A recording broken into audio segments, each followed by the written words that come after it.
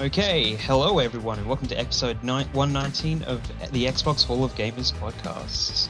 This week, it's just me and Shadow, actually. Yeah. We're just doing this with the two of us, so Matt is away for this week, and yeah, we'll have a little bit of news, and we'll let you know what games we're playing as well.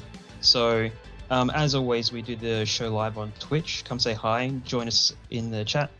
Xbox Hall of Gamers is a place to find us, as always, and interact with us as we do the show. Cool. All right. So, as always, we do start with the community questions. The only thing we have this week is, what is the best moment of Dragon Ball Z? By Mr. Professor Pluto. I don't even know why this was put in here, honestly. He put it in because the creator of Dragon Ball Z, is it Akira? I can't remember his full name. He passed a week or two ago?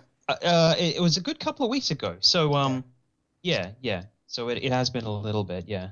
So I think he's probably caught up with podcasts now.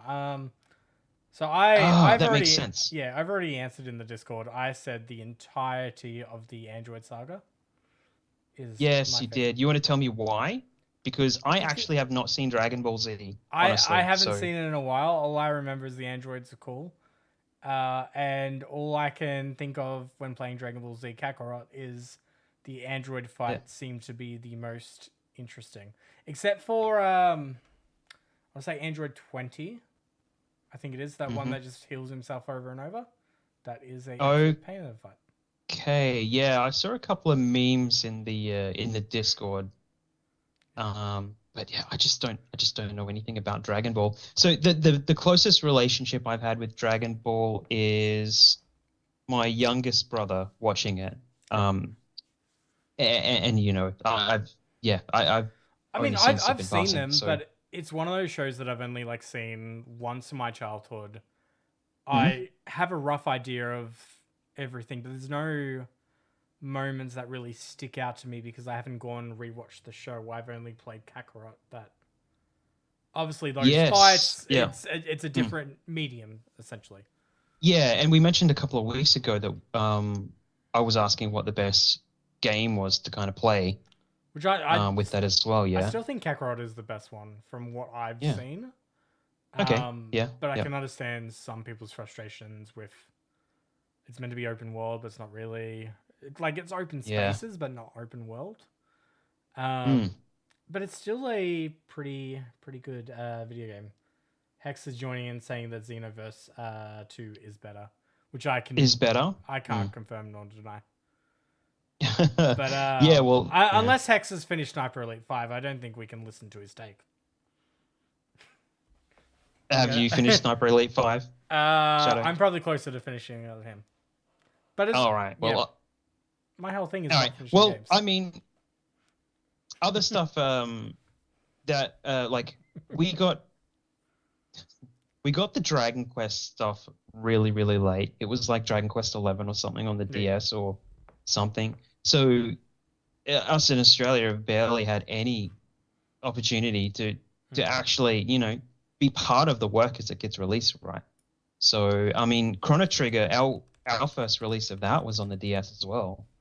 So you just there's so the familiarity for me is just not there at all really. So but I should actually sit down and play one of the games one of these days. Yeah, I think Kakarot would probably be the best one. Yeah.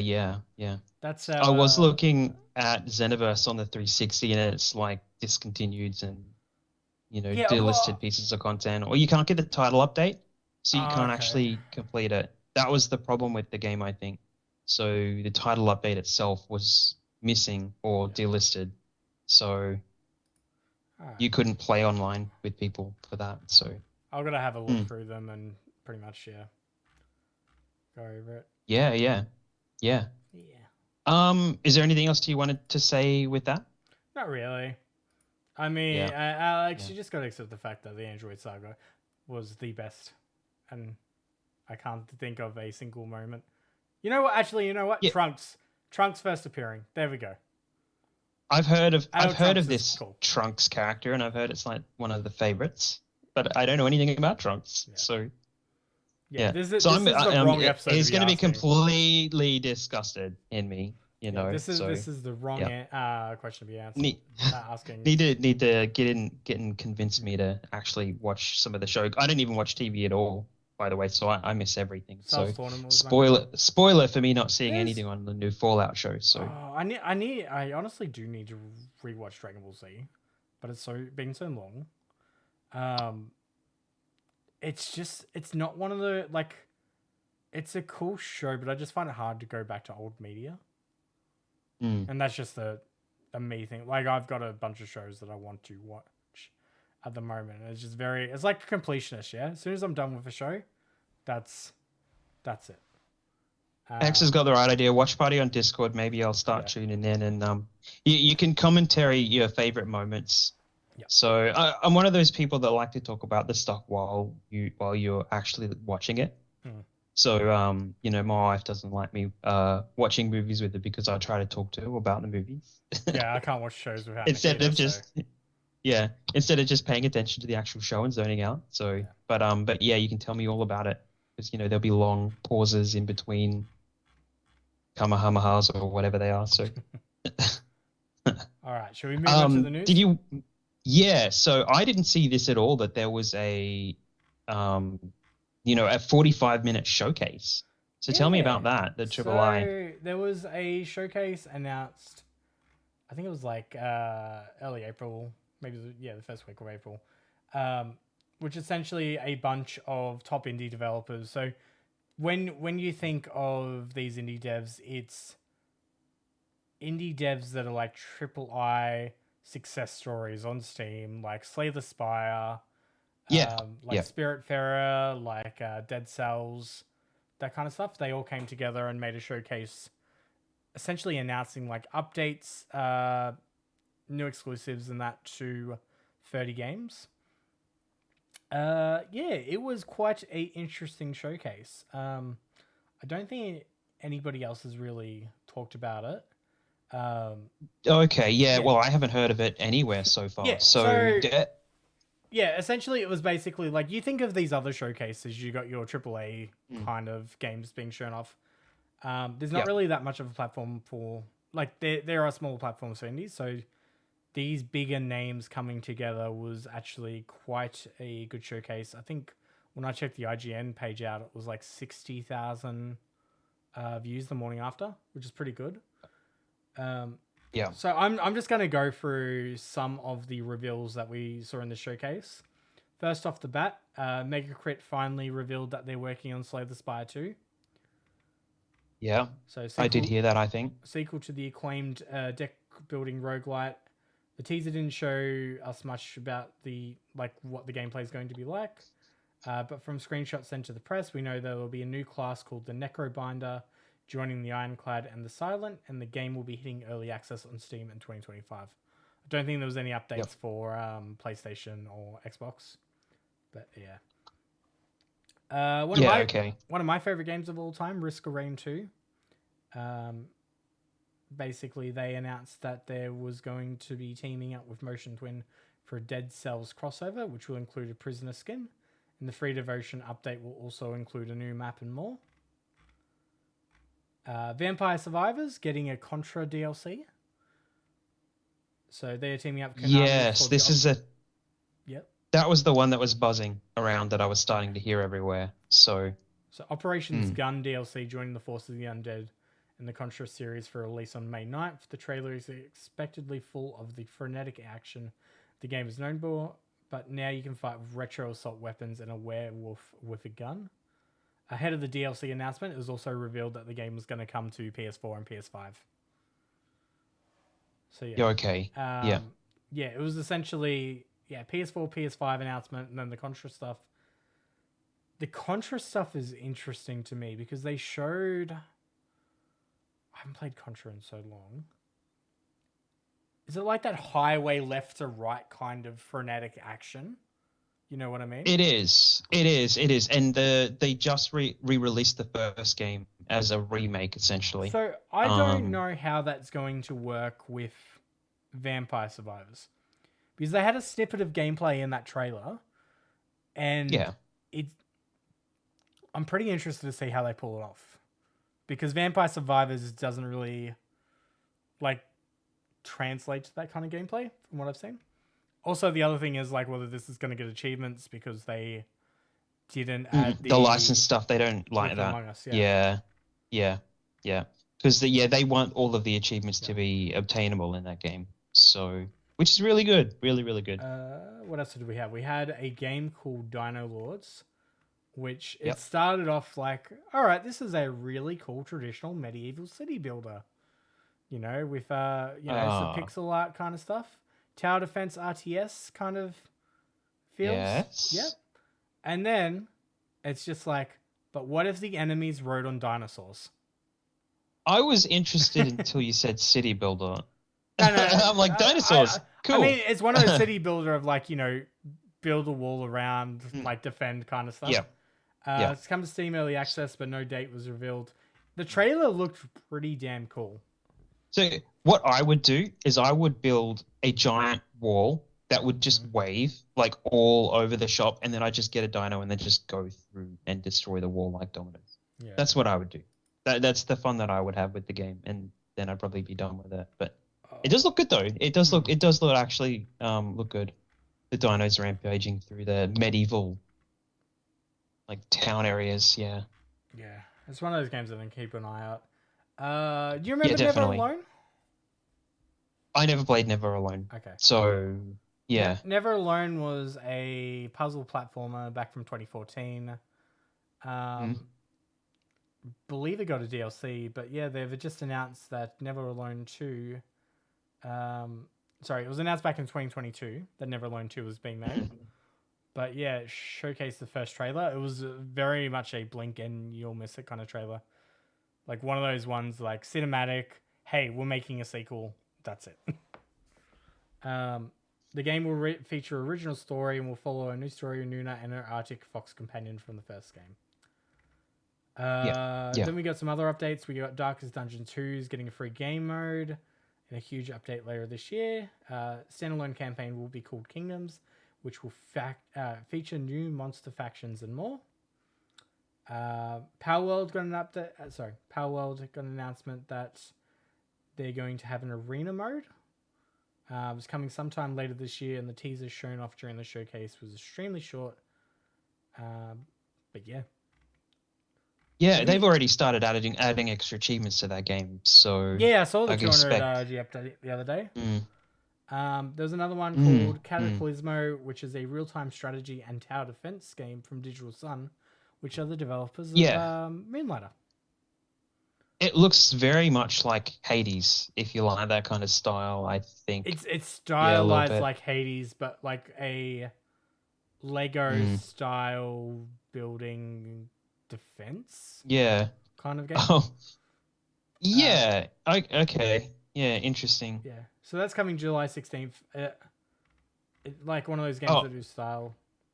Yeah. Speaking of looking like Hades, Death Must Die actually looks like Hades now that I'm looking through these other trailers. Oh, yeah. So, and then the other one was the Rogue Prince of Persia got announced from the Dead Cells team.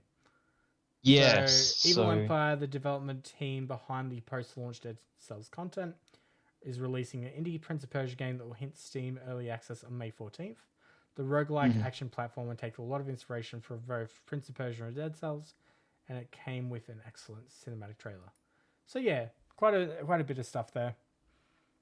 Yeah, there's heaps of stuff here. I've managed to find a list of everything, every trailer. Like V Rising has a Castlevania Legacy thing as well. Yeah. So there's quite a few things. There was like Broken Road's got its it's out now kind of trailer. Unfortunately, though, the last time I checked Broken Roads, it was like sitting at very negative on Steam, which is a shame because I was hoping it was going to be one of those Aussie games that just, it looked very Disco Elysium like. Yeah, 37% of 74 reviews.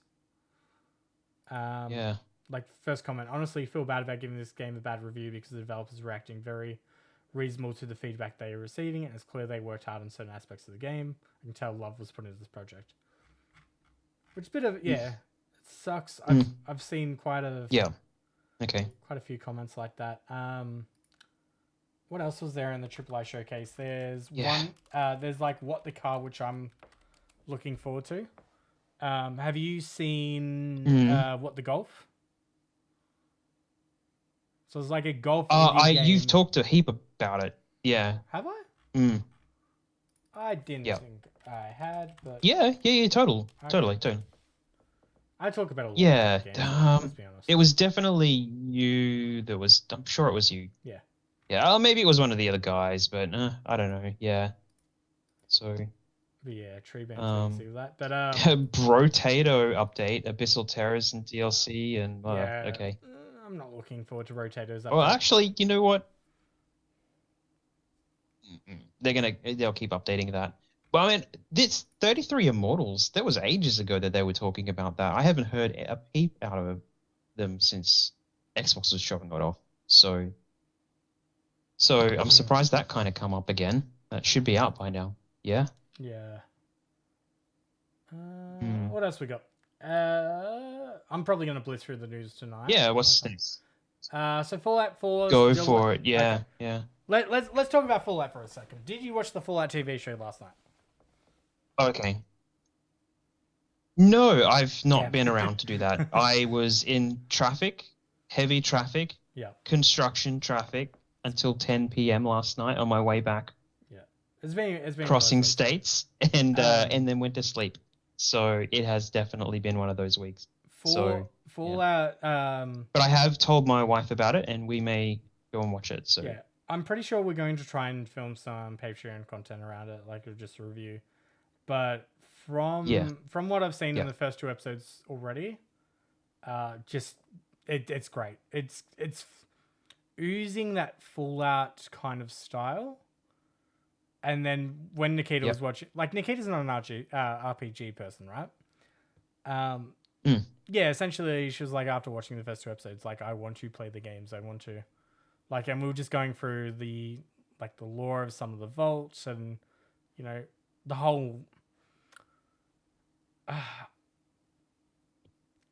like, I guess the best way to put this is video game adaptations being done well because they're using the world rather than the, like, don't get me wrong, something like The Last of Us, using that story is great, but I feel like Fallout is exceeding because it's painting a world around it, like it has the world sorted out and it's painting a story using those constraints of the world. Yeah, I'm pretty sure the director said something like, "Oh, you could basically call this Fallout 5 or something like that." Yeah, and Todd Howard's like, "Whoa, hang on a little bit. We've got some plans, so don't go and." So, I'm pretty sure there was an article somewhere today saying that they weren't ever going to do an Elder Scrolls TV show, which is interesting. It'd be kind of generic though. Like, what would you do? Like, the characters are basically your character is generic for reasons. And like it would be your generic like medieval RPG. Like you could get something out of like The Witcher or like that has a much more defined world, I would say. There's a whole bunch of lore for Elder Scrolls though, but I played Skyrim. That's it. So you'd have to do like a really tailored show about like, I don't know, the special weapons or something like that. You know, the ones that they put in. And then like the mines and Anyway, with this update, so Fallout 4's update for the current generation will be released this month. It's coming on April 25th. Previously scheduled to arrive last year, will include performance and quality mode settings, as well as stability improvements and fixes. Experience up to 60 FPS and increased resolution, reads Bethesda's blog post about the upgrade.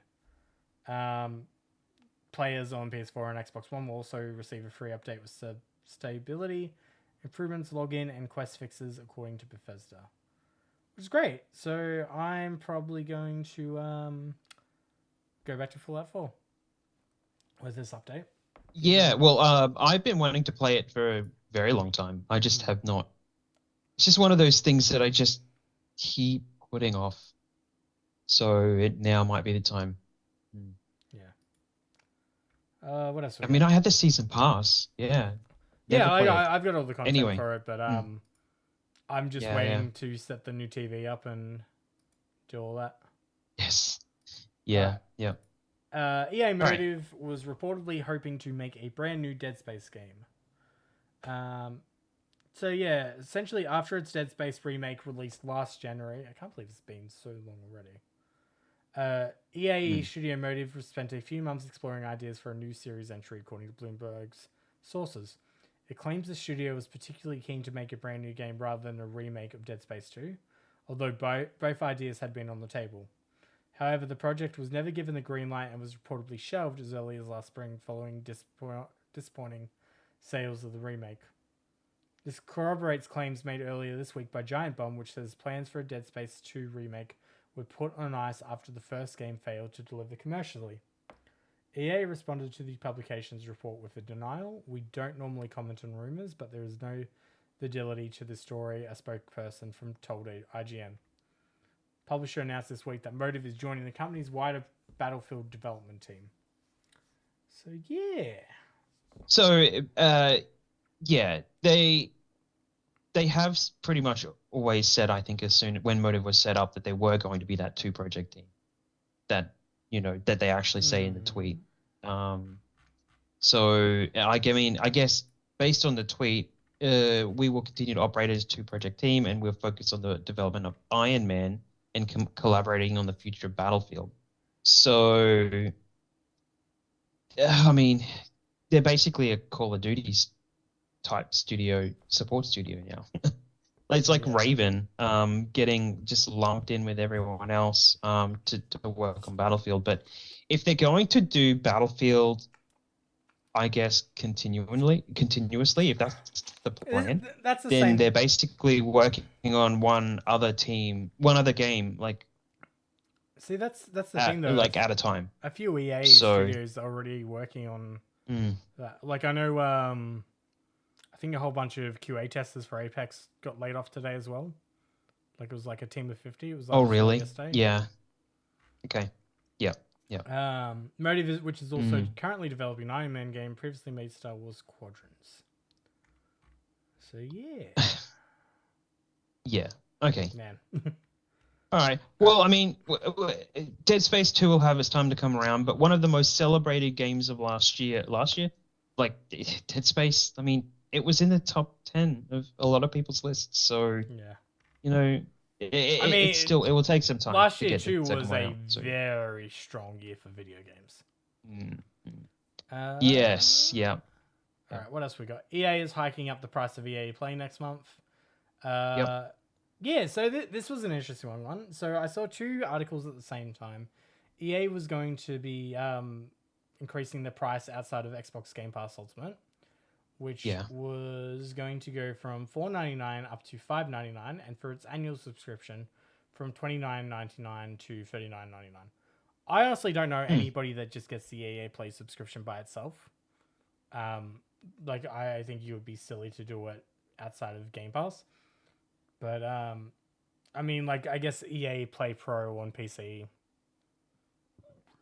which is also going from $14.99 to $16.99 per month and $99 to $120. Well, just looking at the Ubi Plus stuff, what is $23.99 or something? $23.95 a month. Yeah. So, and then on Xbox at least you get a select DLC with that as well. Yeah, like the Valhalla DLC, and you get like the gold editions of certain games, and you get the fact that it's day one. EA, you don't get any of that on. Yeah, EA console. Doesn't make sense because you don't get day one. Like, I think. Oh, okay. So you get the trials, like the 10-hour trials of the games, but you don't get the. You don't get like day one access. I mean, PlayStation had this thing. I don't know if it's still going, but they were basically saying that everything needed to have like a demo and this and that for a while, and so they were really trying to push the trials as well. So, like, if it became a Well, standard, then that would be redundant anyway. But yeah, Ubisoft came out and basically mm, said that they were happy for people to go like the subscription model because the subscription model people forget. They yeah, they 100% said like we don't mind because somebody will forget and it'll be that kind of deal. But yeah, it should be fine. Alongside this news, there was also like a few, I think it was like 8 different regions. When you stack your Game Pass Ultimate or Game Pass subscriptions, you can stack up to 3 years. I think they yeah, cracked down on 8 regions, like including Argentina and Turkey. You can't do it mm, longer than 13 months now to stop people going to those right, cheaper prices. And Argentina and Turkey for also EA Play as well. So I don't yeah. know if So we're what going to see people, a price increase as well down the line. so what people were doing is basically just changing their regions and Yeah. getting cheaper alternatives Yeah, of stacking 3 years yeah, kind of stuff. yeah, yeah, yeah. Yeah, so well, I mean, it's probably about time that they crack down on all that, really. So we Yeah. don't know what it's doing to the currencies of those regions. So Mm. you know, mm, So, they're already in the drink. So yeah. mm, What else yeah. do we have? Xbox Live down for some 360 players and in backwards compatible games. Yeah. So So we had a couple of people with issues in the Discord yeah. actually with this as well. So yeah, this was Mm. like 2 days ago. If you fired up your Xbox 360 or a backwards compatible game Mhm. on your Series X and S or Xbox One, haven't been able to get online, you're not alone. Over the past several days, we have seen reports from players suggesting there is an Xbox Live outage for 360 and backwards compatible games. Reports the outage began springing up on social media and various forums on TA over the weekend, with multiple players saying they've been unable to connect to Xbox Live. While some players are not receiving any error message, others are being presented with an 801.519.0E error code, which Mm. occurs when trying to Yeah. connect to Xbox Live on a 360.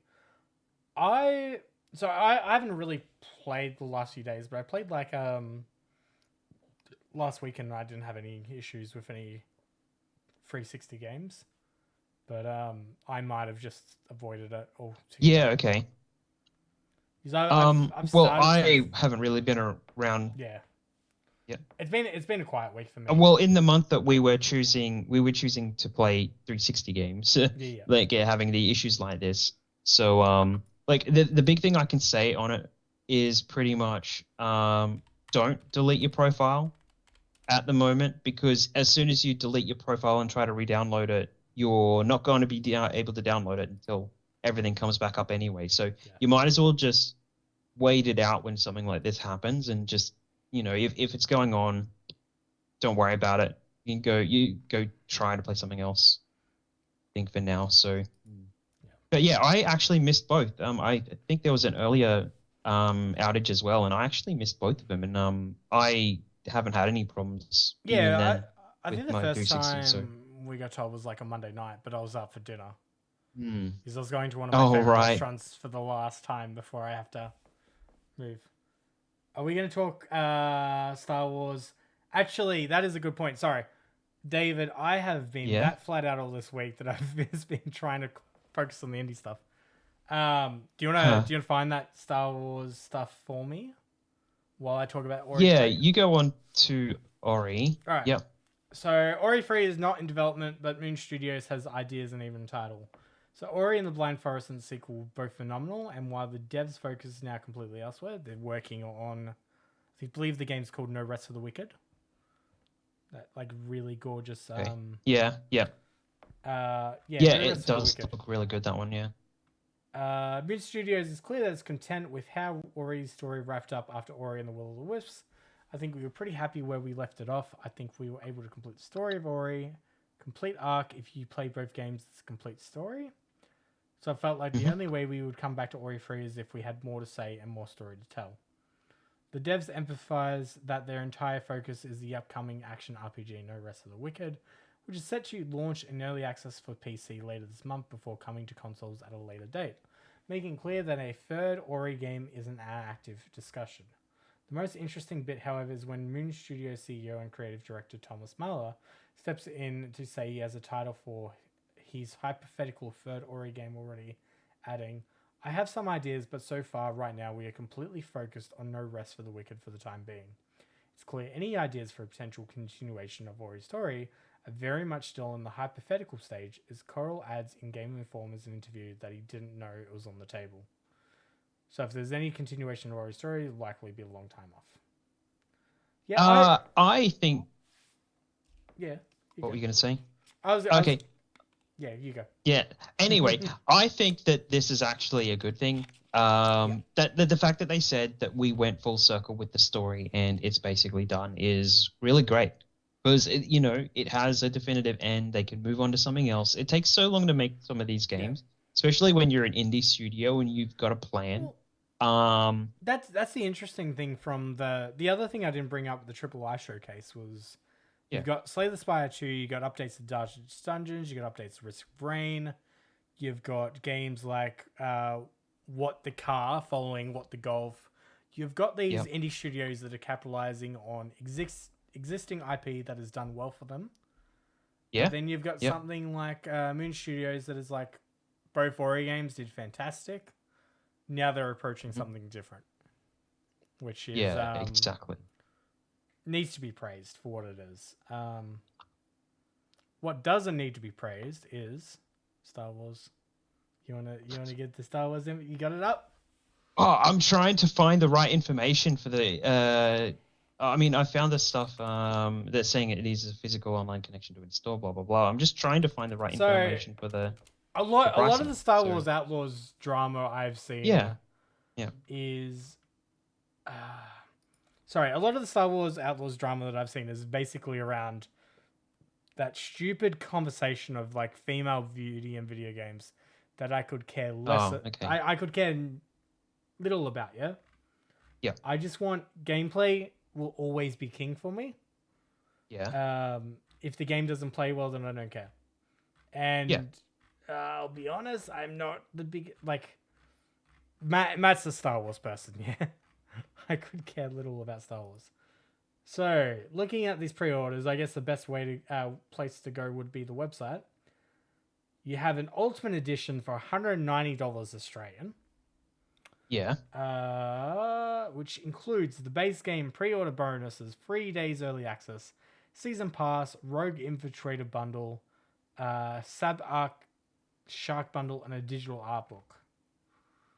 Or you could get it all day one for $24 a month with Ubisoft Plus. They also got a gold edition, which is $160, or the base game for $100, which I mean is typical. There we go. Yeah, I can see that now. Aussie pricing, but I mean, I'm gonna be the exact same every time. Like Sea of Thieves, I played a little bit of it. It was alright. Just for Ubisoft Plus. I don't think I'm ever going to go out and buy an Ubisoft Plus game separately again, unless it's like a $5 physical disc kind of situation. Yeah.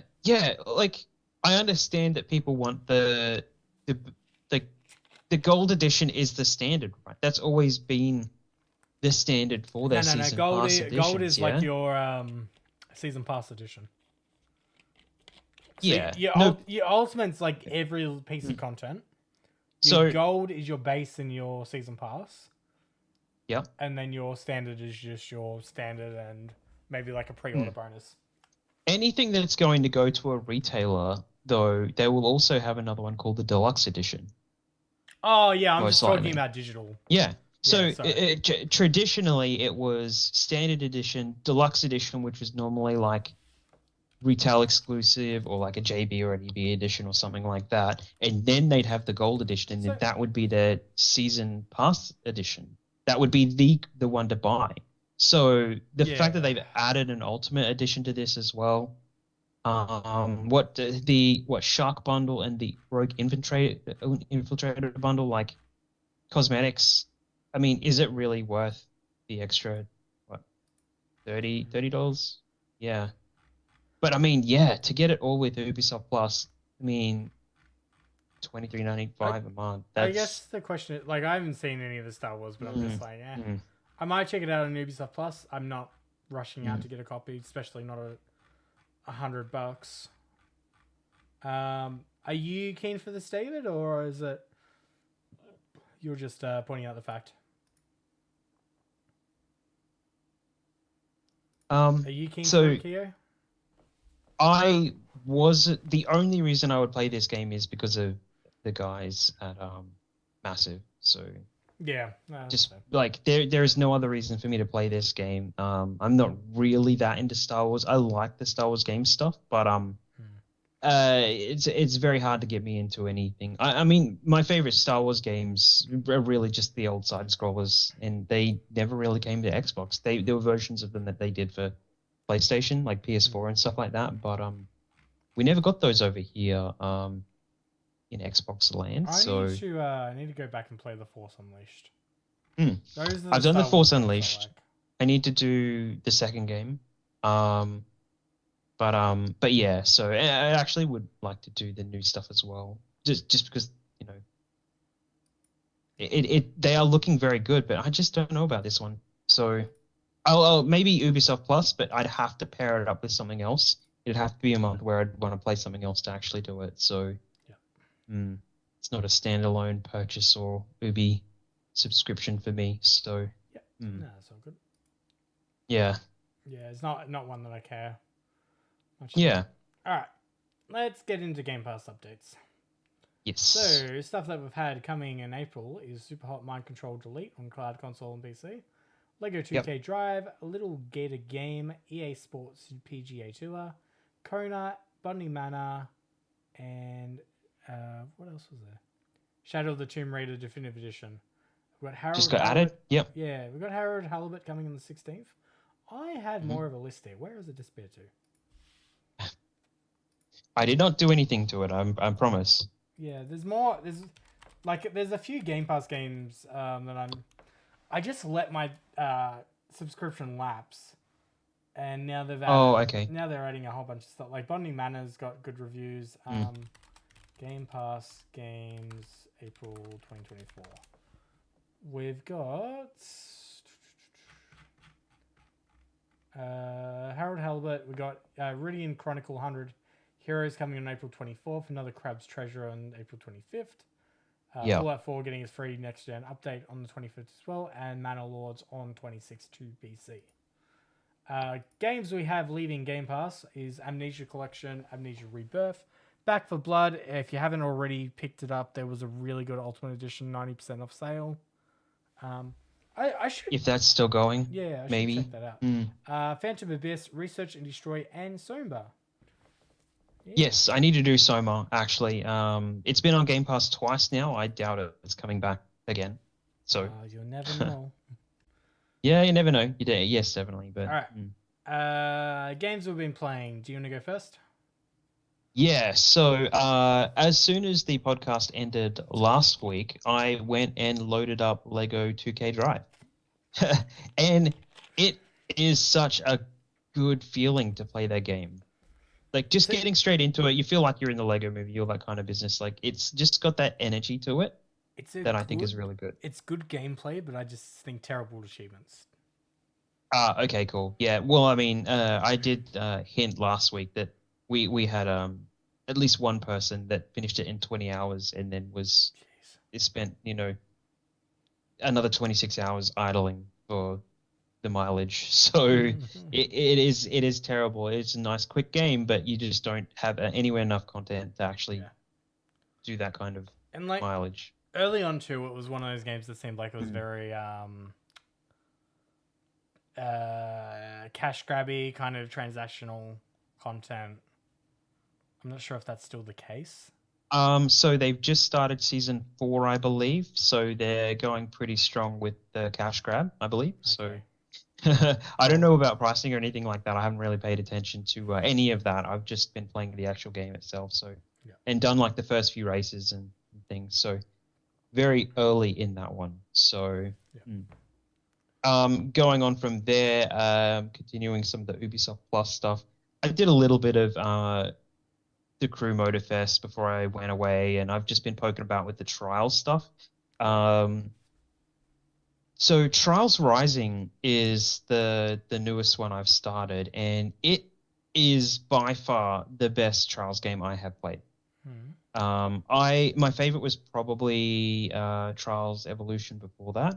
And this one has a very Trials Evolution kind of vibe to it, but it is with all of the unfortunate bells and whistles of the modern day stuff. So, um, they do a very good job of faking that you're playing with other people by having ghosts on the track at the same time. Yep. But the problem with that is that it takes forever to load anything. So if you're trying to go into one track and it just it was at least 15, 20 seconds loading other player in and then loading into the track after that. So it just generates it. I think if you turn off some of the cross-platform stuff, because it does pull players from all regions, well, PlayStation, Xbox, and wherever you can play the game. But the tracks are fantastic, and I'm only in the first area. So yeah, I've been doing some like medieval tracks and stuff like that, and but it's very there's like a movie scene based track where you're racing along and it's just a movie set, but then the movie set turns into a real you're fighting aliens battle kind of thing in the background. And then Okay. it goes back to the movie set. So they've really played around with it and actually Hmm. done some creative stuff with the tracks. So I'm actually really impressed by it. So I have to play the whole game anyway Yep. because they did the same thing with Trials Fusion where you have to play the game to unlock access to the DLC. So no matter what, I'm still going to have to go through and play the whole thing before I can actually do the DLC, which is the thing that I wanted to do before Ubisoft Plus expires. So I'll go and do that instead. So, but yeah, having a lot of fun with that one. Just it's gonna take a while. No, Trials from the Blood Dragon, David is not. I Sorry, I for managed the to audio finish the listeners, game. David's saying the Charles Blood Dragon was Yeah, fun. in the chat. So Trials of the Blood Dragon, the story was probably one of the worst stories I've ever like. They just leaned way too far into the retro style and just made nothing of the characters. Really, it was not fun at all. So and there were problems with that one where they kind of did a half-assed version of what they did with Trials Rising.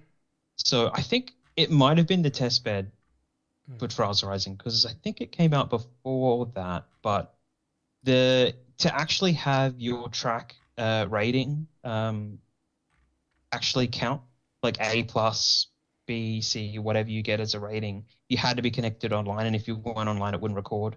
And when that happened, you had this little Pokemon little creature that you had to choose at the start of the game, and if you weren't connected online, that one wouldn't level up, and you had to level up the creature for an achievement. So yeah, well, it's very impressive to have finished that Trials of the Blood Dragon. There was a couple of tough ones in there, and it was really annoying. So, Yeah. but it was good. Other than that, we've been talking a bunch about Wolfenstein 2, the New Colossus. So you So I'm started like, you know what? I have never played this one. I haven't played this yet, so I'm gonna start it. So what did I do? I downloaded it before I left on Sunday. I downloaded it, and I started it today. So I've done the first level and a half on I Am Death Incarnate. nice. So basically going straight to that higher difficulty to try and get a little bit of practice with the enemies and stuff like that before having to have a look at maybe Mein Leben. So, Yeah. but I don't know. Like I'm not expecting to go in and be able to do Mein Leben like at all. You know, based solely on playing. You know, I Am Death Incarnate, but Yeah. I just want to get an idea of what everyone's been talking about.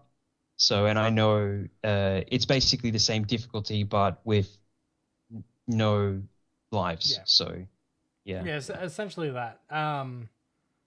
There was a really interesting like speedrun strats that I've been like watching just to try and get an idea. Yeah.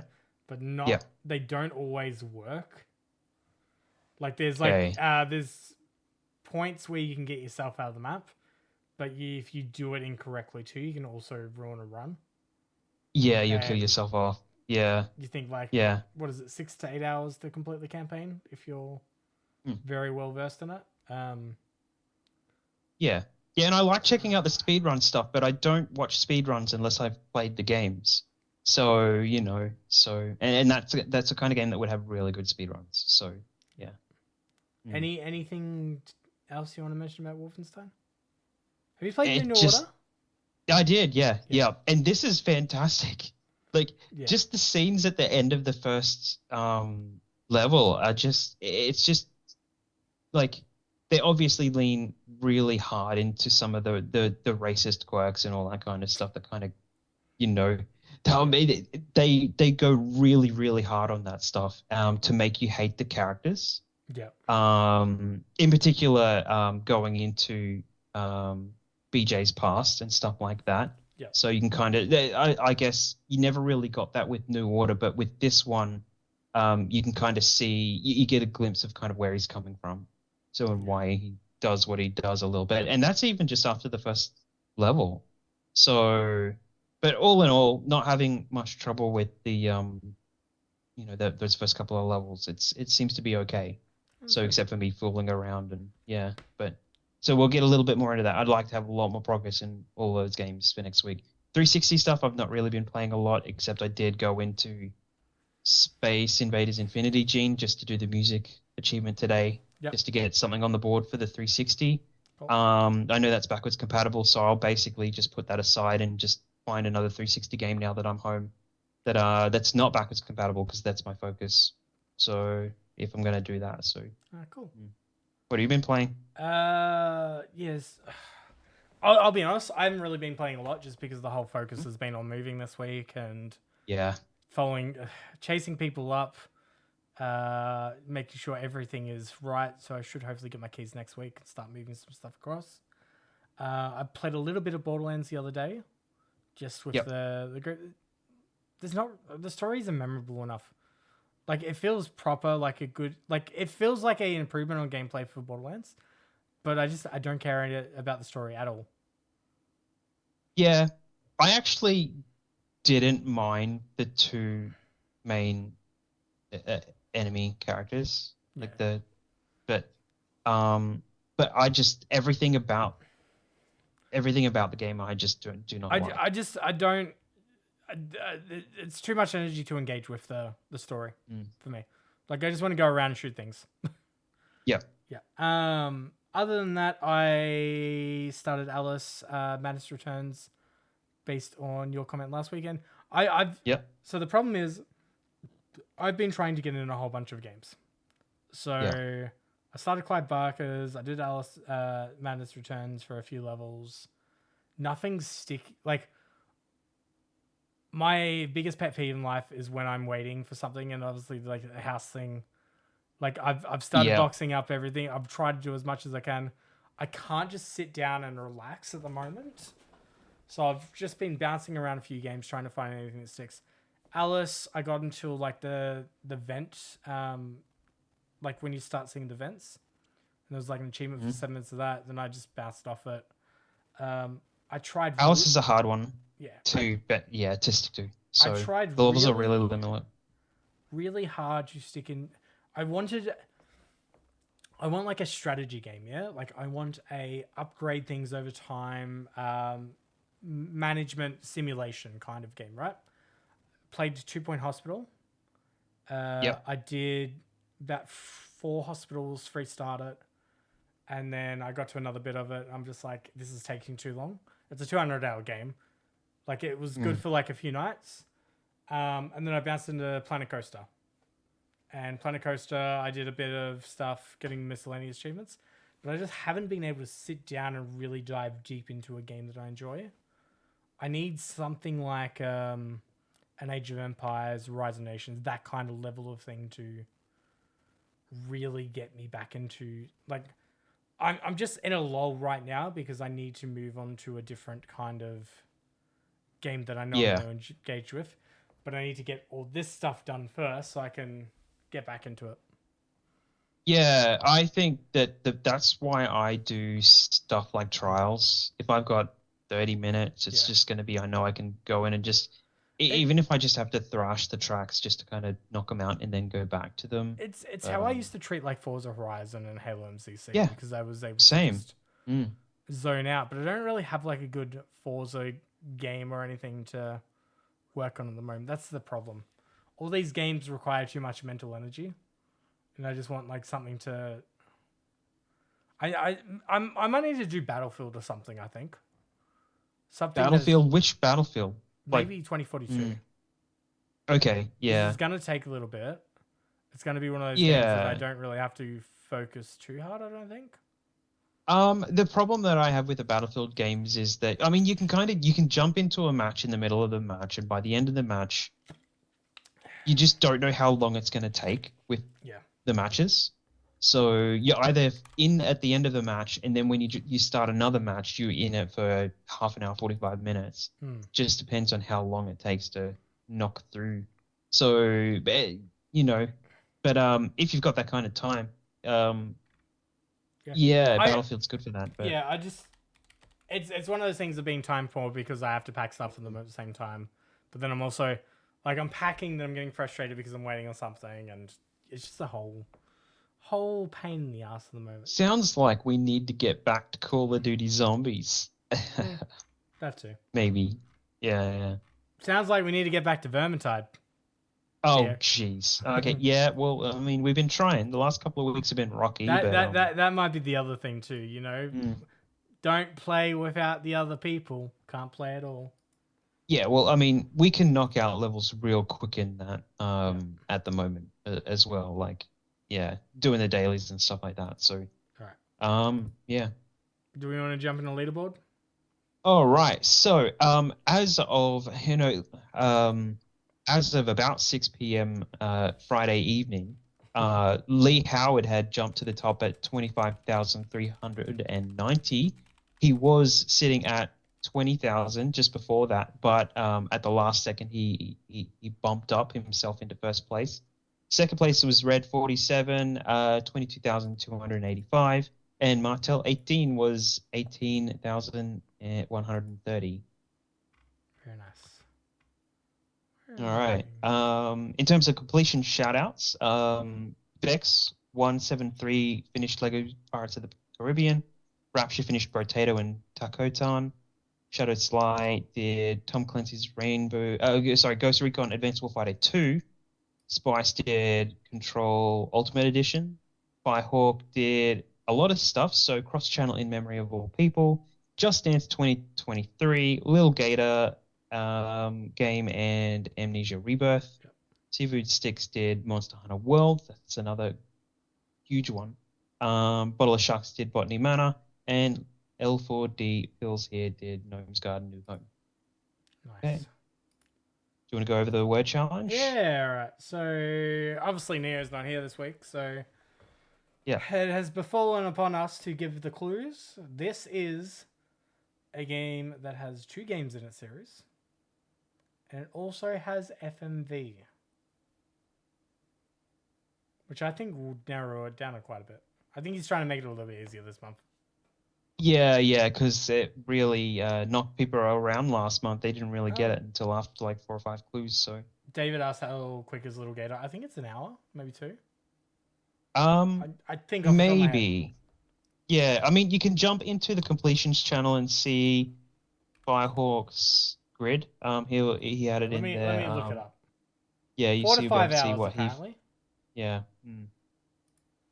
4 to 5 hours, but then Firehawk did it in how long?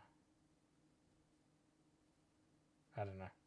He did it. Which it's always a good place to jump in there and have in the Discord and have a look at and ask questions in there too about the games that you're playing, so you can get an idea of how they are. So, Patreon shoutouts. I'll just quickly go for the list. Lee Howard, Mikhail KV, Natalator, Mad Lefty 2097, Admiral Awesome, Heavy Noogles, Kung Fu Skills, Hack and Pone, Clever 07, Old McClown, Mark B, McLovin Legend, Message, Left Legacy, and McNulty. Thank you for supporting us. We would not be able to do the podcast without you. Discord. We hang out in the Discord. If you want to join us, let us know so you can post your completions. organize boosting sessions, all that fun jazz. Tell us what you think about some of the games that have been joining or leaving Game Pass. Yep. Twitch. We're live on Twitch right now. Xbox Hall of Gamers. We run usually every Friday night, Australian or New Zealand time, around 6 to 8. Yeah. Contact us. You can contact us at hallofgamerspodcast@gmail.com or hallofgamerspod on Twitter. You can help the podcast by subscribing on iTunes, other podcast platforms, Stitcher, Spotify, iHeartRadio, etc. Leave a review, tell your friends, retweet, tell the boosting sessions, get in an argument, tell them that we're the better podcast. I don't know, something like that. You can write in questions to the show in the Discord, and we will endeavor to answer them in the next episode. A little bit of a quick one this week. I'm sorry, I haven't really played that much. I've just been too busy packing. Neo's been busy with work, and KEO was too busy being a stud. Yeah, I was being a son. I traveled over. I said a stud. Yes, but I've also been. Yeah, I'm aware of that. I've also been traveling across state to see my family. So met some little nieces and nephews that I'd never met before and stuff like that. So it was kind of a really long week. Yep. Got caught in construction traffic 10 p.m. last night. So I haven't been able to do anything like catch up on the the Fallout show or anything like that either. Anybody listening should check out Fallout show. Highly recommend. Yeah, so hopefully we'll be back to normal next week with a bit of a longer show as well. So yeah, and I've played a few more games. So I'll definitely have a little bit more time then, I think. So I will try and play some games this week, but God knows it's gonna be. I'm away all weekend for a party. There's too much to do. Yeah, there's a lot of stuff going on. So, but at least we got a show out there, so at least you get to enjoy that again this week, and we don't have to miss that one. A little bit of quick news. Perfect. Anyway, exactly. KEO, where can people find you? All right, so you can find me on Twitch at KEO Live at Home. You can also find the notifications for my streams as they go live at KEO Live at Home on Twitter. I'm posting shorts and things like that on Instagram now. That's at KEO Live at Home. But you can also catch you can catch me live on YouTube, and you can also catch VODs and stuff like that on YouTube as well at HDFG Play. So, yeah, head over there and subscribe. Cool. You catch me at twitch.tv/ShadowlessAU. And you find me at ShadowlessAU on Twitter. And yeah, I'm going to be flat out this week. I'm hoping that after all the move and everything is done, I come back to streaming. I have the perfect game to come back with. It doesn't have achievements, but let's just say it will be very nostalgic. All right. I'm looking forward to you finally doing you put on a good show last week saying that you were going to do a bunch of stuff, and I haven't seen anything yet. So. It's after the move. It's gonna. Exactly. Actually, it will be a DreamHack end of the month, so might try and organize something there. I know there's going to be a bit of karaoke. I'm having a look at the DreamHack stuff, but because of I've had to travel and stuff, I'm not quite sure if I'll be there or not. But it would be nice at least to update people if I'm going to be there and if you're going to be there as well. So it'd be good to know. We're going to cut it here. This has been episode 119 of the Xbox Hall of Gamers podcast. We will catch you sometime in the near future. Probably next week, but I don't know. I'd like to think next week. So, all right. All right. Bye, everyone. All right. Peace out.